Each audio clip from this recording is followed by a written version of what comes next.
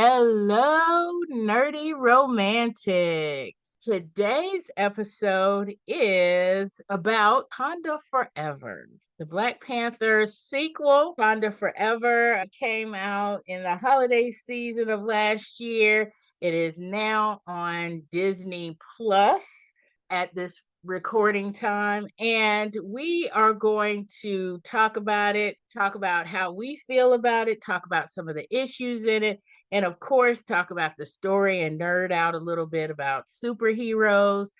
And with me here today, I have Marcie, Staci, Dana, Carrie, and we have a new guest host, Corey. And I want to remind everybody that, like we do with a lot of our reviews, there will be spoilers. So if for some reason you have not seen Black Panther Wakanda Forever and you want to see it, please get out from under that log that you are resting under and please go see it and then come back and discuss with us. This is the Nerdy Romantics Podcast, and I'm your host, Y.M. Nelson.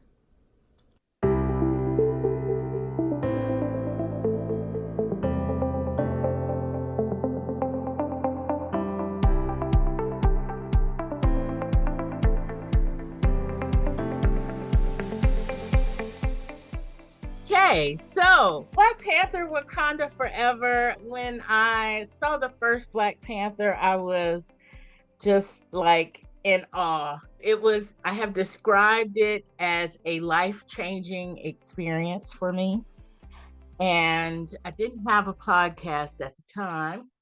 But now that I have a podcast, I would like to talk about Black Panther Wakanda Forever. And I am so happy to have other people that want to talk about this with me. I need to talk about it with somebody. So, and I'm glad, my friends are here. I'm glad we're going to be able to nerd out a little bit with Perry on this one.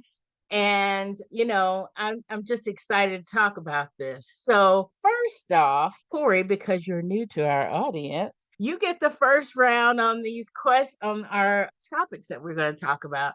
And I wanted to first discuss kind of how you came into this particular, not this franchise, that's Marvel. You can talk about that if you want, but kind of how you came into that whole first Black Panther. How did you find out about it? Are you a fan? And then talk a little bit about your journey back to Wakanda. So, Corey, tell us first impressions about this movie. Well, thank you, Yvonne. Yes. Okay. So my history with Black Panther, I'm a comic book fan. I've read comics all my life, mainly DC comics, but some Marvel, and I've read a few Black Panther comics, but not until I heard rumors about there being a Black Panther movie. I knew about him, but I hadn't really read too many comics. So I kind of dove down into some graphic novels and read a couple of things and found out a lot about his history and stuff like that. Like a couple of years before the film actually came. I'm also a big film buff and film fan. So, I follow a lot of vlogs and I follow a lot of Twitter followers and stuff like that. We all talk about movies all the time. So I knew that this was happening, and I've also been following the Marvel movie franchise or the movie universe for since the beginning. So all of this stuff started unraveling. I knew that this was getting ready to happen. So the first film I feel like was a cultural phenomenon. It's something that it was like they call it lightning in a bottle. Nobody thought that it was going to have the impact that it did Yeah, in the definitely. culture. Nobody thought that it was going to have the impact that it did with the Marvel Universe. Nobody thought that it had the impact that it did with just all of film all around, what it did for a lot of African American filmmakers, what it did for a lot of just kids who wanted to be filmmakers, stuff like that. Really was lightning in the bottle. It was a movie that brought people to the movies who hadn't been to the movies in a long time. Talking about like elderly people, elderly families coming together, children, people dressing up, like that whole thing was a cultural phenomenon. Like we don't know when the last time that film actually did that. I don't remember. other than like maybe a Star Wars or something like that, you know? Right. Exactly. So for me, it was just something that I think you may have mentioned or something like that is a life altering thing. This is something like you just experience once in a lifetime. I felt that way when I saw it. I think I saw it probably three times in the theater, I believe. And each time I went, it was like you had the exact same feeling over and over. You know how you see a movie more than once, you're like, okay, well, the rating may go down a little bit, or you may not have the same type of emotions you have the first time that you see it.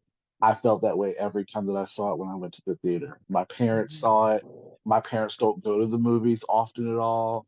I think it was my dad's number one movie for years. You know, my mom talks about it all the time. So, like, that's life changing for everyone, you know? So I really loved it. I think Chadwick Boseman is someone who, you know, was perfectly cast for that role. I think that it's irreplaceable. I think that there's only a few people who can do that with certain films. You know, they are cast for certain roles and no one else can actually fit those shoes. And I think that they did a wonderful job with what they did with that character. As Yeah. far as this sequel goes, do you want me to talk about what I think about the sequel? You want me to continue to tell you Yeah. what I think about the whole? Okay. Yeah, sequel as far as like your first impression. So now you have this cultural phenomenon kind of like you said, lightning in a bottle, which is totally Yeah. true. And now you're going into a sequel. What were your first thoughts and everything going into that? Yeah. So after the first film, I was really excited to see a sequel. With the unfortunate events that happened with Chadwick Boseman, I was extremely nervous. I really did not know what they were going to be able to do to capture that lightning in a bottle again, or something at least close to it. I think that going into this film, I felt like they had extremely difficult and impossible shoes to fill. I don't feel like this film was going to be as successful as the original because it was impossible with the lead actor no longer being there. The Mm-hmm. film is Yeah. is not just about Wakanda, it's about Chadwick and about T'Challa. That without that, it's impossible. It's impossible to be as good as it was the first one. So I kind of went in with low expectations, but I was still excited because of the promotional stuff that they did for this film. I felt like they promoted it well to let you have that mystique of like how are they going to be able to do this, but then also put enough emotion behind it to make you come and see this film. So Yeah. when I went and saw it, I liked it. I can go into further detail, but I liked it. But it's not as good as the original, which I didn't really expect it to be. But Yeah. there's certain elements that are missing that really don't allow it to carry the weight that the first one did, you know. But I think it's an enjoyable film. I think if you saw the first one, you really care about Wakanda, you really care about the characters, you care about this culture, that it's important for you to see the second one, to see what Ryan Coogler had to deal with and what he was actually able to achieve. Yeah, yeah. Marcie, how about you? How did you come into the whole Black Panther? I keep wanting to say franchise, but it's not franchise. But how did you were introduced by the movie, and then what did you think journeying back to Wakanda for the second? Well, I'm not as big a comic book buff as Corey, but I do have familiarity with the series and some of the graphic novels. So I was excited to see it put on the big screen and given the same presentation as some of the other Marvel heroes have gotten. So I was really excited for the first one and, dressed up for it, went opening weekend. And then, like Corey, had the pleasure of taking my parents to see it and to have my father see a Black superhero on the big screen was fantastic. Bought him the shirt. He was so excited. Bought the DVD for my mom so they would have it, for prosperity because it was just that good. And it was more than I had imagined it would be. So I agree with Corey that losing Chadwick as Black Panther, I think they did the right thing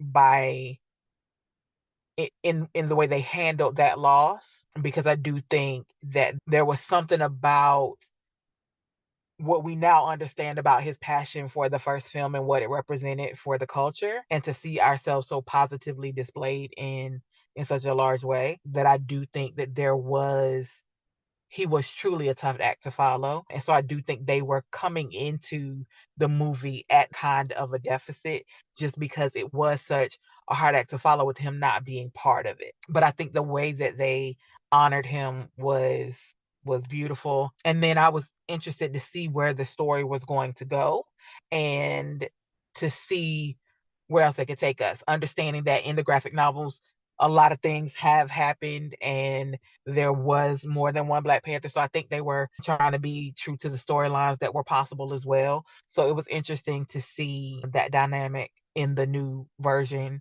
in Wakanda Forever. I think that what you bring into it kind of skews your perspective a little bit. People who are in different stages of life experience the film in different ways. In a lot of places, there was the Wakanda Forever experience, but I think that especially coming off of a pandemic and a season of loss, I think it was really cathartic for a lot of people to see someone work through that kind of grief on the big screen, and especially for people of color, to see someone work through that was really powerful as well. And so while I do think that it had some opportunities that I hope the next film kind of brings together, overall I enjoyed it. Most second films are kind of rocky, so I guess like Corey, I didn't have the same expectations as one. And truthfully, most twos are kind of like, Yeah. because they're trying to find their new footing. So Right, I exactly. think for a two, it was pretty good. Yeah, yeah. Harry, what about you? What did you think? Well, how did you come into the Black Panther movie and the first movie? And what did you think about first impressions about journeying back to Wakanda? So, like Corey, I'm a comic book guy, which is why you have me on to talk about comic book stuff all the time. And I came to Black Panther originally through the Avengers comics. He's been an on again, off again member of the team for decades. And I had a friend who had told me that I had to read the Christopher Priest Black Panther run, and it took me a while to get to it. I didn't actually get to it until about 10 years after it started. And then I went back and I read it, and I was just blown away by how good that comic was and how amazing he wrote T'Challa and the supporting cast and Wakanda and all of that. It is all available in graphic novel form. It's like Black Panther by Christopher Priest, the complete collection. It's like 4 volumes, totally worth the price of it.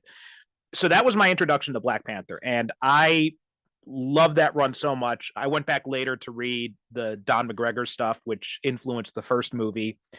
And so I went in with a lot of the comic knowledge, and we had talked about it way early back on my podcast, Superhero Cinephiles. And my late co-host, who was a black man, he had went around for years telling people, betting everybody who would listen $5 that Hollywood would never have the guts to make a Black Panther movie. So the running joke was he was still had to pay back everybody when it finally came out. Oh, wow. And that movie was so groundbreaking in so many ways. I mean, obviously, it's not going to have the same impact on me being a white guy, but I could easily see the impact that it would have on everybody else. But it was more than that. Like, you know, you compare it to some of the other black superhero movies like Meteor Man or Blade or any of those other ones. And Black Panther was fearless in a way that none of those other movies were. I mean, it tackled themes of race and colonialism in such a direct way. And, you know, wrapping that all up in Killmonger's story where, you know, I'm watching him on screen and he's one of those, he's like the textbook example of how to write a great villain, because you're watching him and you're like, I don't really think you're doing the right thing, but you got some good points. It's hard for me to disagree with you. Exactly. And so and Michael B. Jordan was just brilliant. Going into this movie, I was personally of the opinion that they should have recast, because they've recasted all the iconic white characters. I mean, Heath Ledger died before The Dark Knight even came out, and yet we've already had 4 Jokers since then, if you count the one on Gotham. And so, we've had different Supermen, we've had different Batmen, we've had different Spider-Men. So I always felt that, why can't we have different interpretations of T'Challa as well? But I understand the reasons why they did it, and they gave themselves a creative way to bring T'Challa back at the end, which I'm sure we'll talk about. And like Marcie said, they did have Shuri take on the mantle in the comics, so it made sense for her to step up. I wasn't nervous about the movie going in at all, because one of the things that really impressed me about the first movie was how amazing that supporting cast was. And in fact, when we had talked about it on my show, I had actually made the point that as good as Chadwick was in the movie, I felt he was almost overshadowed at times, but all the other great supporting performances too. So I knew we were in really good footing going into this. So now watching it twice, there's some things that some of the middle part stuff, it gets a little bit slow for me, but overall, I still really like it. It's definitely one of the best of the Phase 4 movies, if not the best. So yeah, I'm definitely a fan. Yeah. I mean, yeah.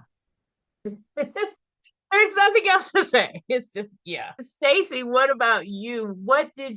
How were you introduced to Black Panther? And how did you feel as far as the journey back to Wakanda? Okay, well, I did not have a background in comics for anything. I mean, if anything, if I knew more about the comics, would be X-Men, those before Black Panther. Yes. But when they said Black Panther was coming out, I was excited, but it really didn't take hold until I saw, everybody seemed to be talking about it. And when he says about things about the culture, I recall it seemed like when it came out, everybody was taking their church to it. Any kind of group thing. Yes. They were taking pictures. Wakanda Forever. Wakanda. Black Panther. Everybody was taking pictures and posting them. And the last time I've seen anything like that was maybe they were doing stuff like for Hidden Figures to take the kids out to see this. But this one was so much different, with everyone dressing up and putting on shirts and wearing all African attire, no matter how much mixed match African attire. But we all were wearing it because we're going to see Black Panther. And yeah, it was overall it was a great movie, and I really enjoyed it. But I was that's like Corey, and I think Marcie said that I was a little bit apprehensive, at least for me, for the second one, the sequel that was coming out. And it was really, I was on the fence about recasting, whether they should recast it or not. But how they did it in this movie, okay, I was like, you did a great job. So you wouldn't have to recast it. We can still, spoiler, you can still use the same name later on. But overall, the second one was still good. I watched it again last night, so that was the second time for me, but the first time for my parents.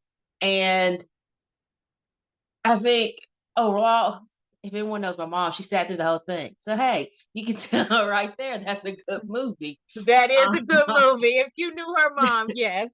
That she sat through the whole thing and watched it and was into it. And she did ask questions, because my mom doesn't really follow any of the comics or the movies or anything like that. So luckily you can stop and explain certain parts of it. But the fact that she asked and was, well, what about that? It's like, she could tell that she was into it. I mean, I was already into it, but the fact that a person who really can't sit down for anything except for bingo and can sit down through the whole thing, that to me indicates it's a good movie. Especially considering that it's almost 3 hours long.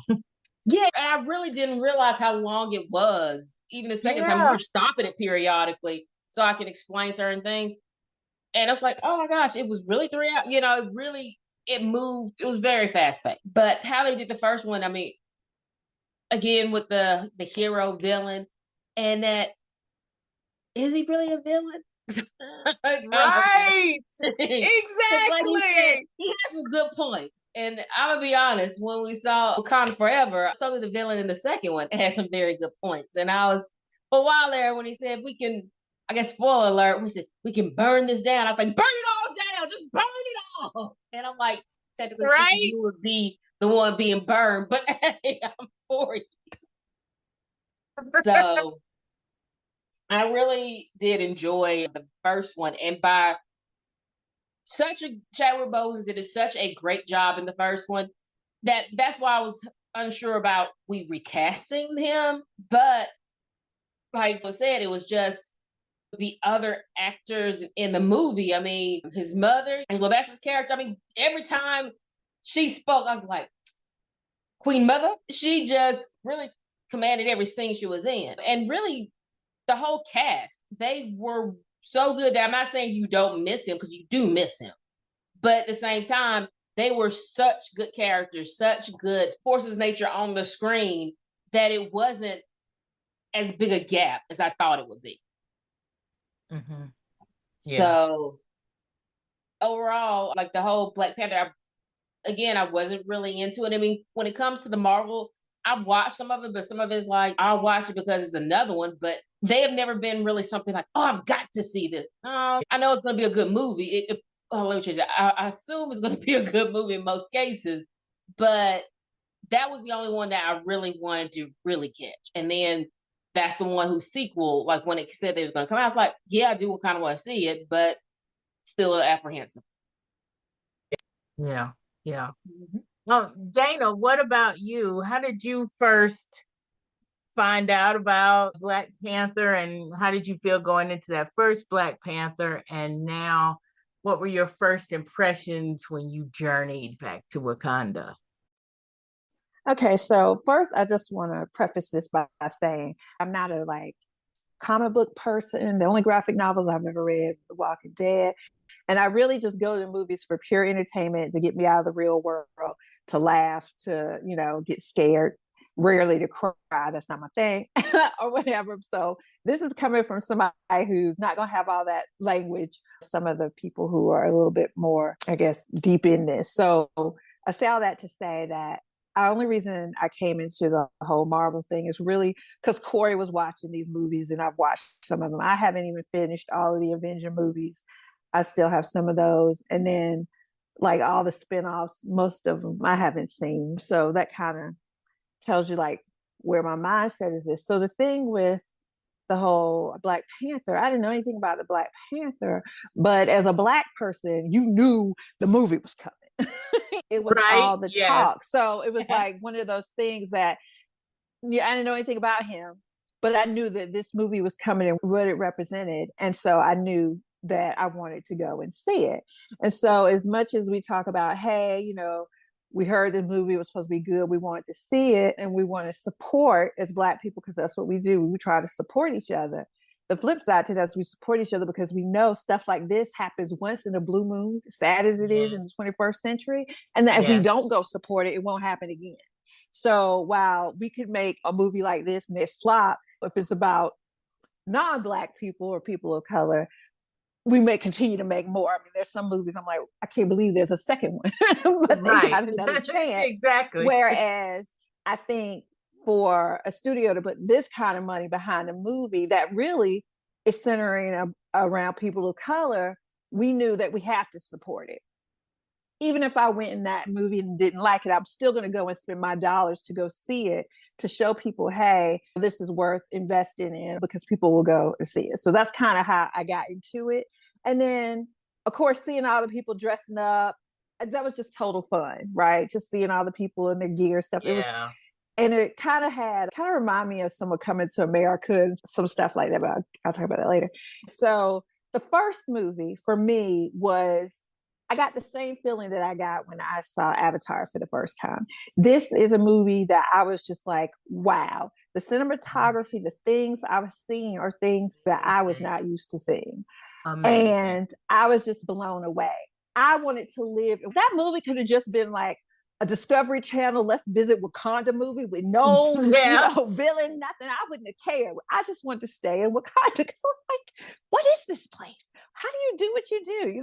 What does everybody do for a living? How does it work? I was in love with it, and obviously it wasn't the biggest part of the movie. So I was excited about 2 because I felt like we were going to spend more time in Wakanda.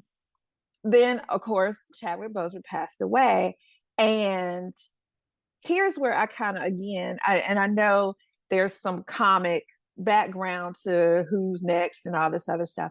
But I'm one of those people that I have a hard time when there are people who feel like they were born to be a certain character. I have a hard time when we replace that character with another person and then try to have them be that same character, if that makes any sense. So for example, I talk because I'm kind of an old head on this. Superman, when you take the Superman that we grew up, Christopher Reeves, and try to replace him with other Superman who are supposed to be doing the exact same role, there's nothing really different. It doesn't work for me. However, things like the Joker, which I know Perry brought up, was totally different because we took the Joker, the Jack Nicholson Joker that we knew, and when we take it and we bring it into the Heath Ledger, we got a totally different Joker. Yes, they were the same name, but it was a totally different Joker. I can even tell you off the top of my head who came before Heath Ledger and between him, you know, in terms of the Joker. I'm sure I could think about it hard and figure it out. But it was such a different character. And so that's okay to me if you replace, but it's not the same character. So for me, like Iron Man will always be Robert Downey Jr. Like it will be no other Iron Man for me. But as we know, in this movie, they introduced what appears to be an Iron Girl, which I think there's some comics around that or something. I didn't like it. It wasn't my thing. I mean, you know, we know how Iron Man became Iron Man. We know his origin story. Iron Girl just, and maybe because she hasn't had her origin story, it just looked like everything was too easy and I didn't like it. I didn't like it. So I'm interested to see what that's going to do. And the same thing like with Black Panther. Now, here's the tricky part, I think, with Black Panther is not only did the writers and people who produce this have to think about, okay, what the studio execs want. Now we got to think about what the consumers want, but on a different level because their beloved hero has died in real life. So, you know, this isn't just a, hey, we're going to substitute and do somebody. We got to keep something here because I think I'm almost with Perry on this. I think I would have liked to see the Black Panther replaced. But you got to give me something else about him. Like I said, he can't be somebody replaced, but not trying to be Chadwick Boseman. Because what they did do by having the sister wear the suit, and again, I don't know anything about the comics, but it was so unrealistic that it kind of took me, y'all know, it took me out of the movie a little bit because I was too much like, this girl will be knocked over by a breeze of wind. She's never practiced this. She puts on a suit 5 hot seconds, and this is something else they did in the movie at other parts. And now all of a sudden she's got skills. Like I just thought it didn't make any sense. There were way other people there that I felt like could have taken on that role and would have made more sense. Again, I don't know what the comic books say, so maybe that doesn't make sense based on the original storyline or whatever. But for me, that really bothered me because I felt like that was more maybe what the people wanted, but not really where the story logically made sense to go. She doesn't want to be it, and I didn't want her to be it. So I was like, why did we go down this route? I also felt like, I was expecting some major coming to America vibes for the Chadwick Boseman burial scene. And I got some of that. And maybe because I've seen so much in our lifetime. So I guess Coming to America maybe was the first time I've seen something like that. And so it was amazing to me. But I kind of felt like the Black Panther version was a little light on it. I don't know. It was kind of weird. Like I knew we were going to get that because I was joking. That's why the movie is so long because we got to do a 30-minute say goodbye scene. And we kind of did. We did a couple of them. But it didn't trigger me the way I wanted. The thing that got me the most, that was most impactful in this whole movie to me, and believe it or not, wasn't Angela Bassett talking about you taking everything from me, probably because I saw that in a commercial. But honestly, it was the opening to the movie. That whole Marvel word sign with nothing but Chadwick Boseman, it was completely silent. Most beautiful thing about that entire movie altogether. It gave me chills. Amazing. Yes. Amazing. So I like Corey and Marcie and probably others. I was nervous going into 2 because most 2s aren't as good as 1. We already set expectations, right? When we go see 1, we don't have any expectations. It's easier to blow our mind. But in 2, now I got some expectations of what things should look like and how it should go. So 2s usually aren't better. So I was worried, but I knew that we would support it because, again, like I said earlier, that's what we do. And we know if we want to see anything else, that we'll continue to support it. So I'll stop there because I got opinions, but I know everybody else does too. So I'm gonna go ahead. Well, yes, everybody else does, because you brought up some stuff here. I mean, I've already written some notes, but first, with those notes, I want to ask Corey and Perry to jump in here. So we had a few new characters. And as y'all out there know, I was not a comic book reader, not a comic book fan, but I consider comic books canon, right? So they are the resource information for these movies. And I'm not a purist in the sense that, it has to go like the comic book, but that's my reference point. And I feel like I think she's called Ironheart, the scientist who. Yeah, Ironheart. Yeah. So Ironheart, and then Koye the general put on a suit and is somebody there.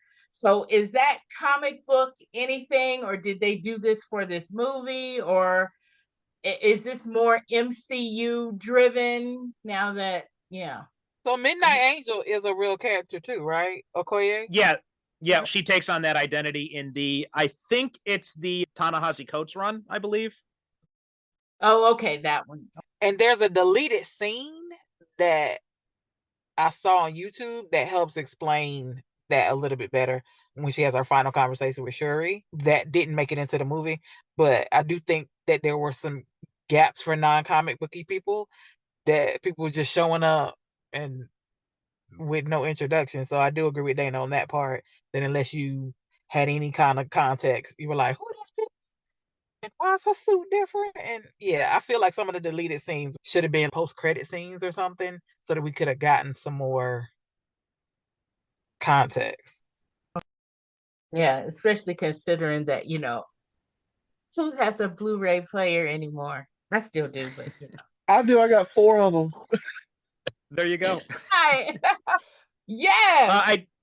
I did want to mention about Ironheart, Riri, because I've only read a few of the comics that she's been in, but it seemed like they kind of combined the version in this movie. Almost seems like a combination of another character from the Black Panther comics. So in the comics, there was a member of the Dora Milaje named Queen Divine Justice, and she was of Wakandan descent. She was actually, I think, of the Jabari tribe, but she had grown up in Chicago. And so she had a very kind of like American personality. And so there was like this real cultural clash with her as a member of the Dora Milaje, contrasting with the Wakandans. And I feel like they brought a lot of her personality to Ironheart's character. I'm not sure, Corey, I know you're more familiar with the comics. Did you pick up any of that? Or if you know more about Ironheart, did she seem pretty close to you? I really don't know much about Ironheart. Yeah, I think that there could have been more done with her backstory to help us figure out where she was coming from. I think that the problem is so many people, like Dana included, if I speak for her, is that they see the symbolism of Ironheart close to Iron Man using that same tech, that people may naturally think, oh, well, they're just going to make an Iron Girl because Iron Man is no longer around. Spoiler alert. But so I think that that's where the confusion, her whole technical background and things that she was doing with the suit is a little bit confusing and too similar to what Iron Man was also doing. But as far as like the comic book goes, like I don't really know much about Ironheart, and I haven't really read much with her in any of the comics. I have this Marvel Platinum Definitive Edition of Black Panther, and I know that writer is in some of these comics, but I haven't gotten to those yet. Oh, okay. And going from there to Namor Khan, is he in the comics, and is he like we see him on screen? Or is this a whole kind of story for the movie? Kind of both. So yeah, Namor is in the comics. He is Marvel's first published mutant character. And so just like in the comics, in the movies, he's the first named mutant in the MCU, right? We know that Kamala Khan is a mutant because they had that little tease at the end of her show. And, we saw the Professor X from the other world, but neither of them was officially called a mutant on screen. So Namor is the first one who's actually called a mutant on screen. So I thought that was a nice nod to the comics. But in the comics, he is basically the same origin as Aquaman, although he came before Aquaman. But Right. he's Prince of Atlantis, child of two worlds, right? His mother was of, I think it was his mother. Yeah, his mother was of Atlantis. His father was human. And that's why he was a mutant. So all of that comes straight from the comics. And obviously, if you're going to do Namor the way he is in the comics, then everybody who's not familiar with the comics is going to be like, Marvel's just ripping off Aquaman. So I thought they were very smart in how they did it, where they brought in this whole idea of making him of Mayan descent, linking that in with Mayan mythology, calling it Talokan instead of Atlantis. All of that was explicitly for the movie, but I thought it worked really well with his character. It helped set him apart from Aquaman, and it still manages to keep his core tenets, because Namor, just in the comics, is also like this kind of an anti-hero type, whereas Aquaman's always been has much more friendly relations with the surface world. Namor has been at times attacking it. Like, that was what he did in his very first appearances. When they brought him back in the Fantastic Four decades later, that's what he did as well. So he's been an on-again, off-again enemy of humanity. And I thought they had done a really good job of capturing the nuances of his character and linking that into the themes of colonialism was all very smart. Yeah. And since we've all talked about it in our kind of journey back to Wakanda, let's talk about this new Panther. Yeah, from the bit that I know, Shuri is written in the comics as, I don't know if she's the next Black Panther after T'Challa kind of thing, but she's there. And there was a big kind of, I wouldn't say it was a controversy, but there was a lot of talk about, should we recast T'Challa? There were people that were in the recast T'Challa camp. There were people in the make somebody else Black Panther, we don't know who. And then there were people in the camp that were, Shuri's the next one in the comic books, you need to follow the comic books kind of thing. So since everybody's kind of brought it up in one way or another, and Dana bringing it up kind of most of all, what did we think? Chime in and tell me what you thought about Shuri being a new Black Panther and about not recasting Chadwick. What were your thoughts versus what was everybody else saying, or what, whatever? What were your personal thoughts about it? What did you want to see? And did it meet your expectations? Dana, you were the last person to talk about this. Do you have anything to add on to what you were saying about this? No, it's just like I said before. I feel like the sister should have stayed the tech person, and I think I told Corey she's kind of like, what is it, the Q and James Bond or whatever. Like, that's her thing. That's where she really excels. And I felt like she should have stayed in her lane. And then I know some people wanted, give me if I'm not calling these characters by their names, because I know I would mess them up and I don't remember anyway. But some people had talked about maybe Chad Boseman's characters. I want to say, I don't know if they got married or not, which is, I don't know if they got married or not, but let's just say his wife or whatever, because I'm trying to not get the Indian way. But I thought it should be her, which I thought didn't make any sense either. I just felt like, again, I'll be honest with you, I thought this movie tried to be a little woke and it was getting on my nerves.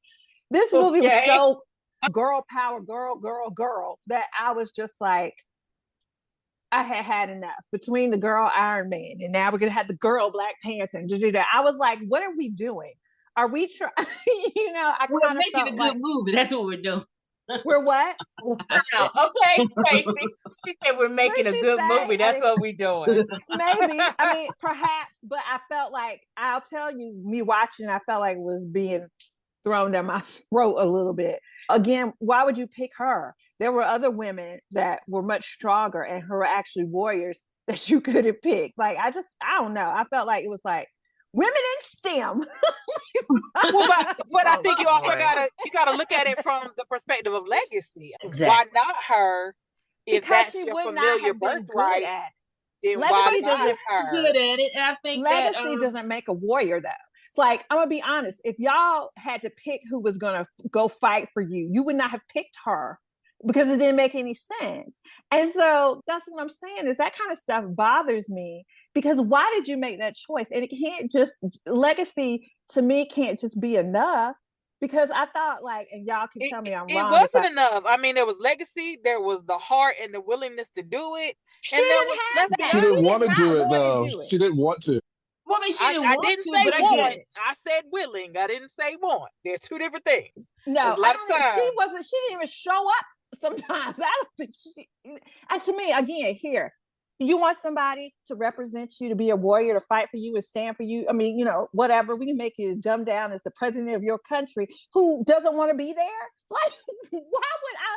I don't want you. I mean, people don't want me at work if I don't want to be there. At my job, I'm not protecting anybody. Can you imagine a warrior who's supposed to show strength and, I guess, the role model that everybody doesn't really want to be there, which is good because she knows she'll probably get killed because she's not good. Well, I just think the reason why she didn't, not saying she didn't want to be, well, she didn't want to be there, but I think her growing up with her father being the Black Panther, then her brothers being the Black Panther. And I know you said it's wokeness, but I just think that if you have a family history, like Marcia said, it's a legacy. Whether you want to take on the mantle or not, sometimes things are pushed upon you and that you have to pick it up regardless. That's your responsibility. And maybe she didn't want the responsibility initially, but if she was raised how she was raised by her mother, who took on the mantle of a queen, her mother was queen by what? Marriage? We don't know if she was by marriage, yeah. By marriage. So, but you see how she took on that role and responsibility. And like she says, I gave up my whole family for this. I think that. But I think they should have shown that. The same thing. They would have need to show me that character being like, look, this isn't what I want to do, but for my legacy and my family, this is what I have to do. I'm going to be training. I'm going to be by doing having this. her do that. No, I mean, I think we saw even that. in the very, she never wanted to do but this. Not at all. I think part of the thing about the movies that we saw that she struggled during the whole time, because her mother's like, how I felt your brothers, and she was like, and she just put it, it's all scientific.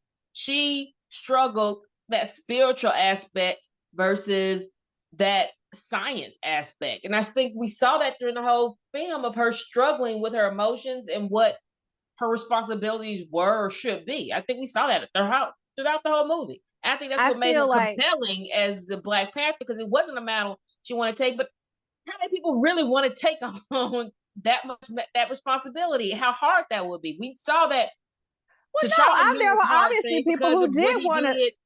There were people who wanted to take it on. They fought for it in the first movie. Like, well, no, I don't think they really fought for it to be a protector. I mean, he wasn't trying to protect Wakanda. He was trying to make the world burn, and that was what he was going to do to get it. I'm not. But what about M'Baku's character too? I feel like he wanted it more than she did.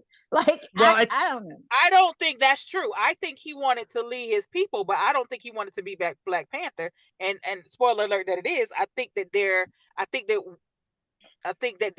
there's a defining line in this movie where you have to decide if she really wanted to be both. And I think that's the conflict, is did she really want to be the Black Panther that her brother had to be, that her father had to be. And I think the bravest part was when she decided that she didn't want both mantles and she would only carry one. And so I think that is part of the struggle. But I think we see heroes that don't want to be heroes all the time. I mean, Thor didn't want to be Thor half the time. I think but in a Thor lot of places, was trained to be Thor. We're not acting like it's just her being willing. It's also her being able. She had neither one of those. Movie magic is the only reason she isn't dead. Like, go ahead. I want to push back on that a little bit, because we do see her in the first movie. She joins in the battle. Like, they do hint at the fact that she's gotten training. What I was gonna say. Exactly. That's what I was gonna say. She fought. She fought when she was right beside him. She fought Killmonger. She got out there with the rest of her people. I don't think it's that she lacks it. In Endgame too, she also fought. Exactly. I haven't seen that. She did. But she did fight. She's still not, to me.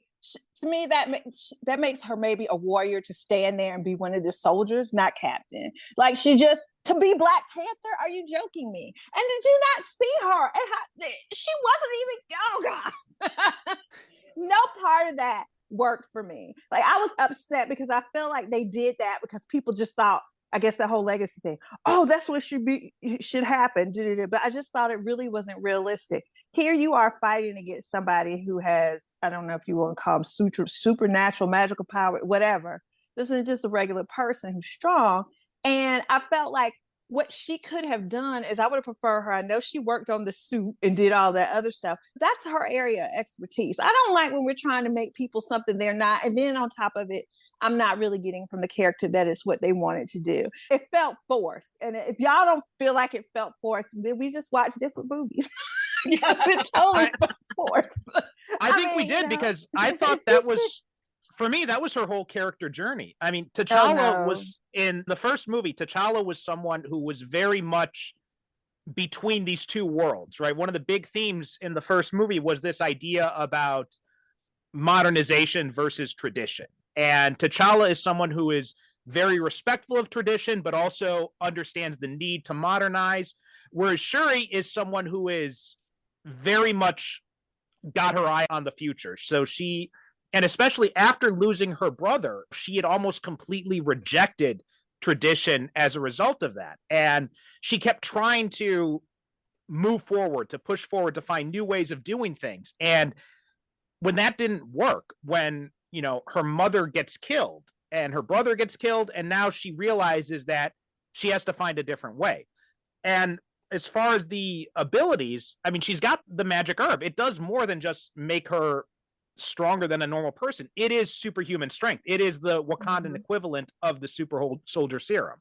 So everything Captain America can do, T'Challa and Shuri now can both do as well. So I mean, you can make the same argument. She doesn't look like it. Well, Gal Gadot doesn't look like she could, wrestle tanks, but she managed to do it because but that's not we true. buy the magic of it. She absolutely does, more so than she looks like she would be the Black Panther. I'm not trying to get up into people's bodies and what they look like, but the girl looked like she could be knocked over by a blow of the wind. She has it just, I mean, it could have been a 5-year-old child, I guess, who took the herb, and could have been Black Panther too. And I guess, again, y'all have to realize I'm also coming from a place of, I don't know all their little out stories. If it wasn't in the movie, I don't know anything about it. So let's look at it like that too. And for me, it did not make sense. If this really was to be her arc and this is her storyline, then I think I never felt her come around to really wanting to do this. Like, I never felt that. And then I got confused. I think the defining moment was when she chose to be Black Panther and not be Queen. I think that is if you didn't recognize her choice in that moment. I don't think she wanted to do either one of those. Like, she chose. She would rather have her brother there, but she chose to be the Black Panther. And because who else would have done it? Like, I didn't get. I think she chose by default. Yeah, thank you. Like, I don't know who else. Like, if you were like, well, you could be queen. Your people out here dying about to be king. You want to be queen, or you gonna go out here and fight for us with the suit that potentially you could win? Like, I don't know what kind of that would have been selfish to be like, I'll be your queen. Yeah, but that's somebody else.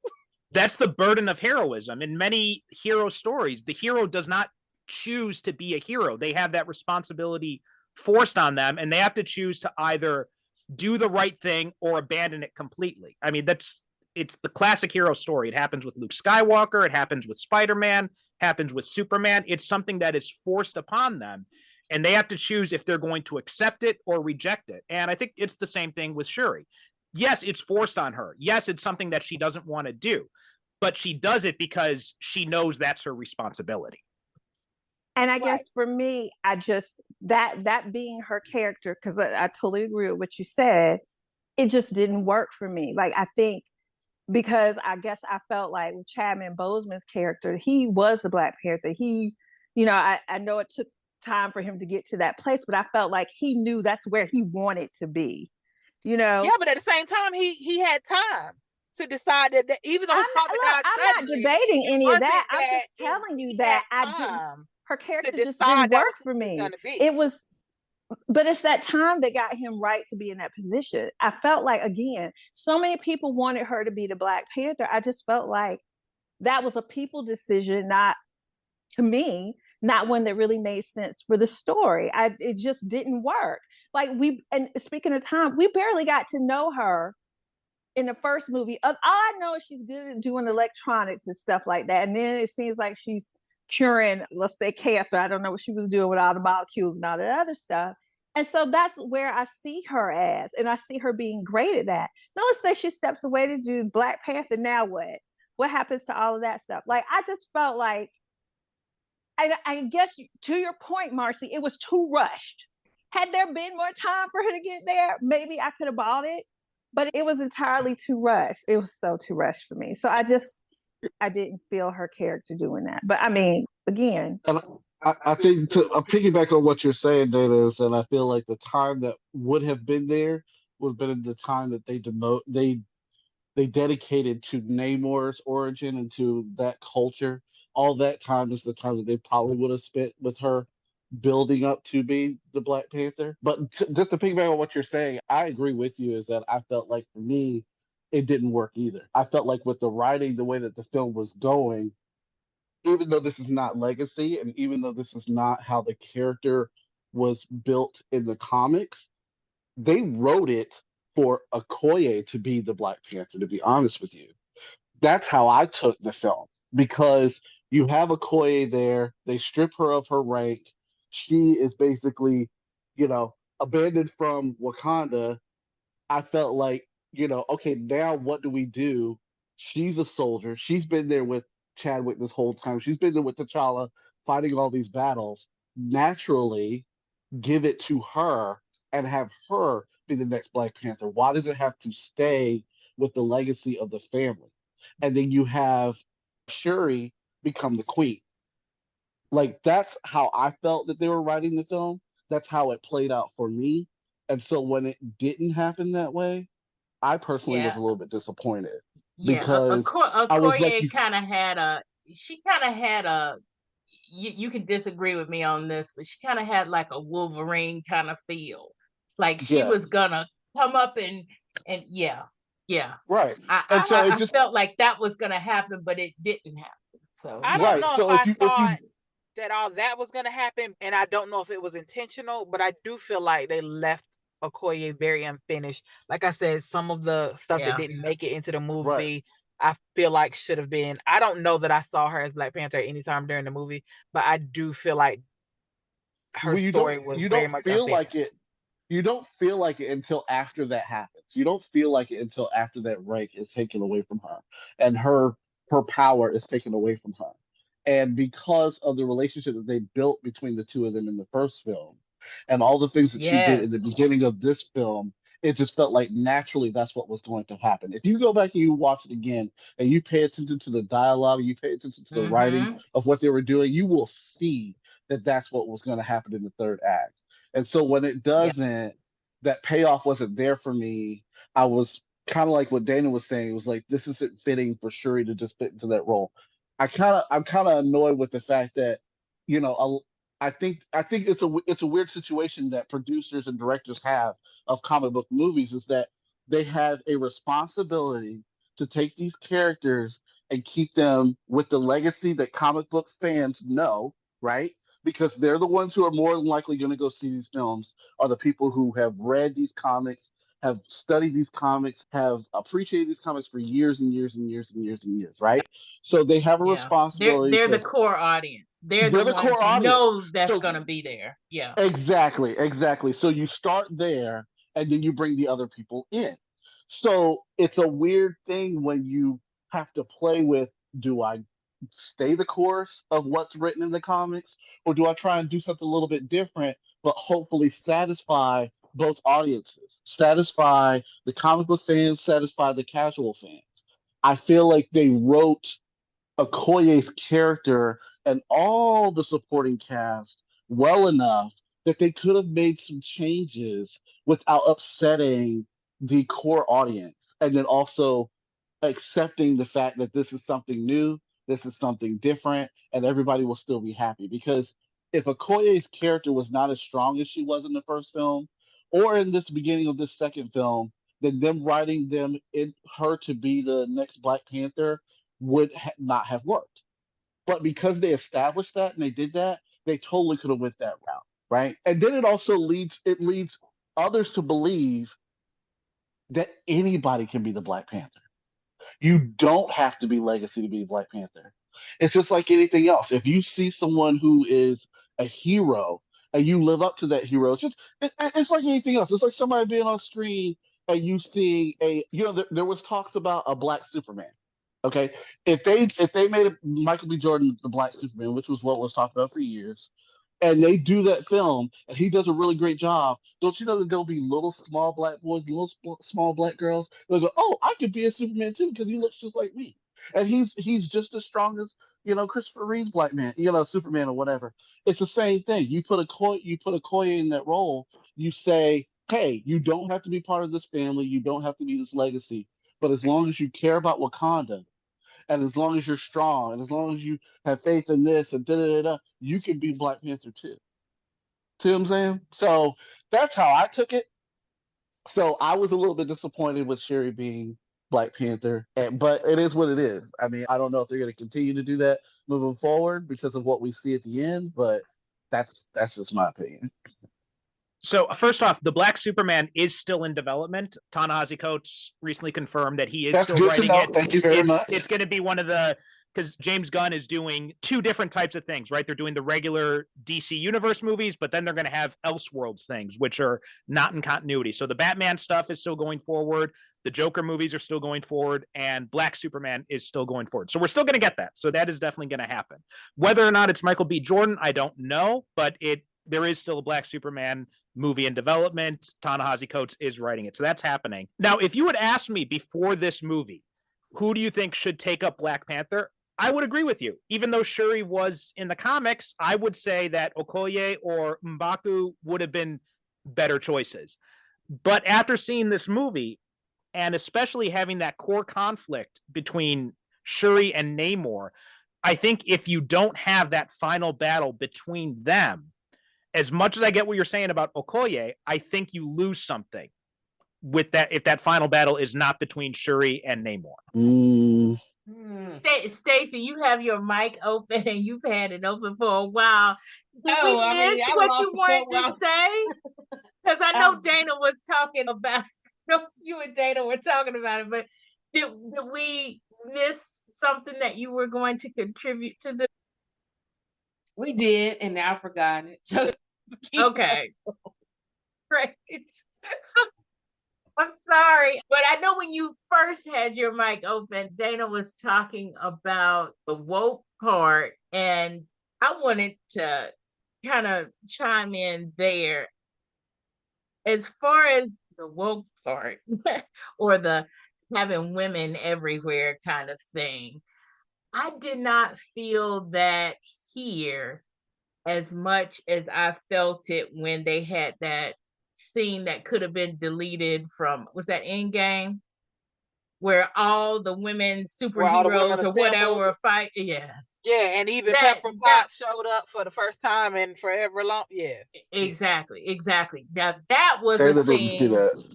Yeah, that was a scene. Oh, okay. She hadn't seen that one. Okay. That was a scene that was forced down. I feel like that was a forced women woke scene. And maybe this is just cultural for me, and especially with the Dora Milaje, they're the army, right? And they're all women. So it was kind of, I didn't feel that like as much as I think Dana felt it, the whole they're forcing the women everywhere down our throats kind of thing. I didn't feel that as much there. And then too, a lot of the male characters that we saw in the first Black Panther, they're not here. That's why I felt that way. Well, but they're not here because they're dead. But it's not because, and the women have to take up the mantle kind of thing. To me, and I hate to say this like this, but to me, a strong Black women in leadership roles kind of thing is what I grew up with. I'm not saying that my father wasn't strong or anything like that. I had strong male role models, but having to take up the mantle when the males are not there is not something it doesn't feel forced to me. It feels like, okay, this is what we do. Culturally, it feels like this is what we do. Now, the whole thing with them being in STEM. I was joking. Now, them being in still, I know you were joking about that, but I do want to seriously say though that we don't see that a lot on screen. The last time we really saw it was Hidden Figures. And with Hidden Figures, those were real women, but we just don't see it a lot on screen. And I'm like cheering for it, you know, a little bit. I agree. Because I don't think it didn't feel forced to me either, in that it was simply, I think in the context of the story, it just really showed how community has to come together when you lose the people in certain positions. And I think it was to see Queen Ramonda step up and take up that mantle of leadership, but she still had the rest of the council. I think I didn't feel like it was forced, So let me again, because the ask you. Dora Milaje was a all-female guard that precedent had already been set. So I guess for me it didn't feel quite the same way. Ask you this because I think it's a good point that Yvonne brought up, that in your real life this seems normal, right? And I think in Black communities, and I hate to bring this up, but I'm going to, there's often the thought that as women we have to take over roles that sometimes in other cultures may more traditionally belong to men or whatever. We have to be everybody's everything all the time, so we do step in and we do take over. So that may be one of the reasons it may feel more normal to us, right?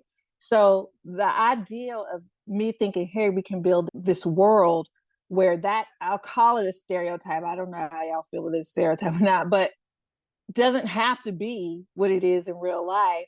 It still showed up here. The reason I say it was woke jokingly is not because I really feel like necessarily they were like women, like this isn't a feminist movie or anything like that. It's just, I was like, seriously, what happens to all the males?